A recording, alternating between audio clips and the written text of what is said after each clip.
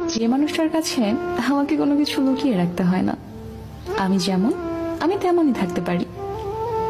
যে আমার চোখের তলায় ডার্ক সার্কেল, পায়ের ভেঙে যাওয়া নখ, অথবা ঘুম থেকে ওঠার পর আমার পাখির বাসার মতো এলোমেলো চুলের কথা জানে। যে আমার চিৎকার করে কাদার শব্দ শুনেছে, তীব্র রাগে আমি কেমন তা জেনেছে, আবার আনন্দে আমাকে বাচ্চাদের মতো হাসতে দেখেছে।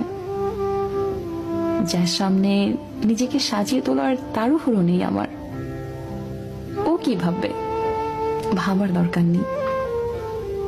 যাকে জড়িয়ে ধরে মরার মতো শান্তির ঘুম ঘুমানো যায়, যার কাছে কখনো জাজ হওয়ার ভয় নেই, যার কাছে মন খুলে আমি আমি হয়ে থাকতে পারি।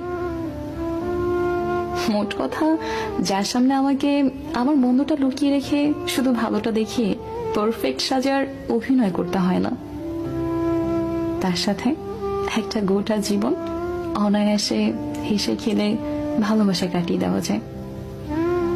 জীবনে আর কিচ্ছু না, কেউ একজন আসুক, আশ্রয় হয়ে ভালোবাসুক।